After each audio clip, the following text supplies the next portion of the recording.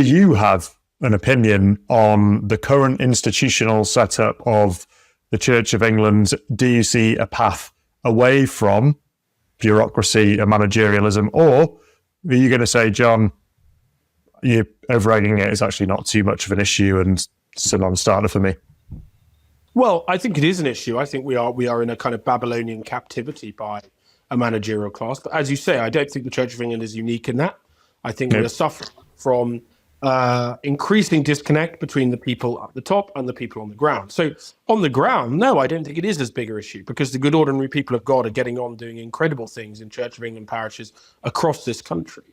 In particular, the laity, actually, despite the clergy's best efforts often, there are parishes up and down this country that are growing, that are doing incredible things in the service of their communities, in the service of the people of God.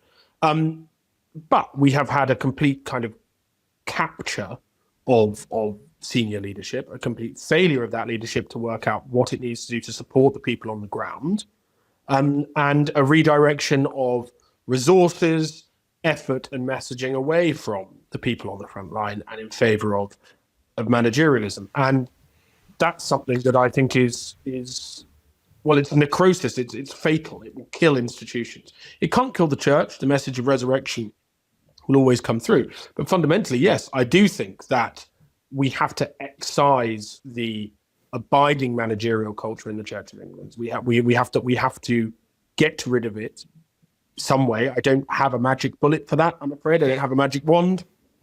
I cannot say that overnight can you uproot all of this stuff. I think part of it happens by simply ignoring it, by telling these, to my mind, as I said, the day-to-day life of the people of God, the thing that draws people to worship is not that. It's not managerialism. And actually a great deal can be done on the ground by simply ignoring managerialism's efforts and allowing it to wither on the vine, which is what it is doing. The problem is that it does control vast amounts of resource. It controls vast amounts of property, money, and it's capable of captivating great amounts of time. The thing is, and Christ tells us this, by their fruits you shall know them. Managerialism has failed, it will fail. There is no doubt in my mind about that.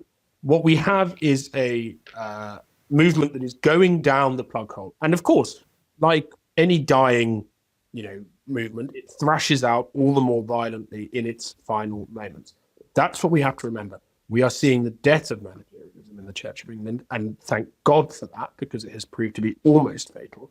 But the way the Holy Spirit will move in the future, the way the Holy Spirit always moves, is in the valley of the dry bones, in those areas that appear to be barren.